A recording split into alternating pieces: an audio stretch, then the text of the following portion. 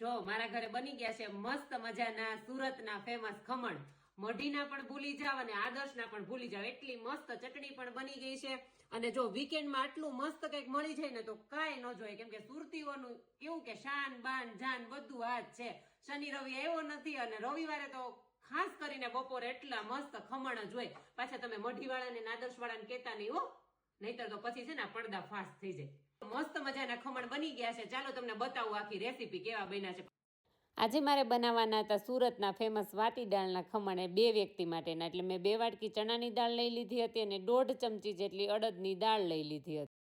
પછી મેં એને 4 થી 5 પાણીએ મસ્ત ધોઈ નાખી હતી અને 5 કલાક માટે પલળવા મૂકી દીધી હતી.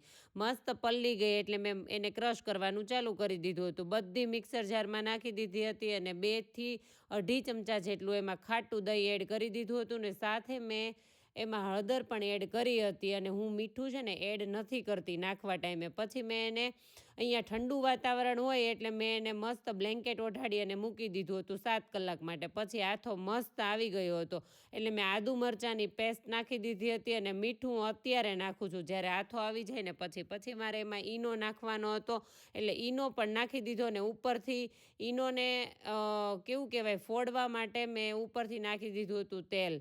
અને પછી મેં મસ્ત હલાવી અને પ્લેટ મૂકી દીધી હતી. અને હું કેવું કે ઢોકળિયામાં ઓછું બનાવું છું અને આ દેશી સ્ટાઇલમાં વધારે મને ગમે છે એમ. પછી મારા ખમણ બનીને રેડી થઈ ગયા હતા અને મારે બનાવવાની હતી મસ્ત કેવી કે લીલા કાંદાની ચટણી. એટલે મેં છે ને એમાં કાંદા લઈ લીધા હતા 2 લીલા અને સૂકા બંને, અને 2 લસણની કળી નાખી દીધી, થોડી ખાંડ અને મીઠું નાખી દીધું અને જે ખમણ બનાવ્યા હતા એ નાખી દીધા. પણ કેવું હતું કે ખમણને મારે છે ને 15 મિનિટ માટે ઠરવા મૂકવાના હતા, પણ ચટણી બનાવવાની હતી એટલે મેં છે ને એમાંથી થોડું એવું ભાગ કટિંગ કરી અને મૂકી દીધી હતી ચટણી બનાવવા. ચટણી મસ્ત બની ગઈ હતી ને એટલે પછી મેં કટિંગ કરી નાખ્યું, કેમ કે મેં 15 મિનિટ ઠંડા થવા મૂક્યા હતા.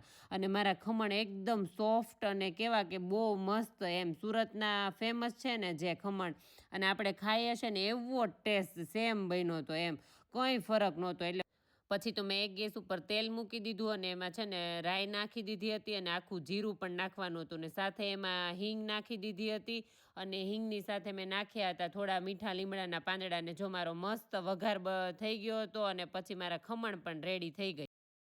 શું વિદેશમાં રહેતા હોય અને તમે ખમણને મિસ કરતા હોય? એવું બને જ નહીં. જો મેં આખી રેસીપી બતાવી દીધી છે, તમે એ પ્રમાણે બનાવશો ને એટલે તમને સુરતની ક્યારેય યાદ નહીં આવે ને ઘરે 1 નંબર ખમણ બનશે હો. એટલે તમે છે ને મારી રેસીપી પ્રમાણે ખમણ બનાવજો એટલે કંઈ નહીં ઘટે ખમણમાં. ચલો મળીએ નેક્સ્ટ વિડીયોમાં. જય દ્વારકાધીશ. લાઈક શેર અને કોમેન્ટ કરવાનું તો ભૂલતા જ નહીં. પાછા આટલા સરસ ખમણ ખાધા હોય ને તો ખાઈને પાછા બેઠા બેઠા લાઈક શેર ને કોમેન્ટ કરી દેજો.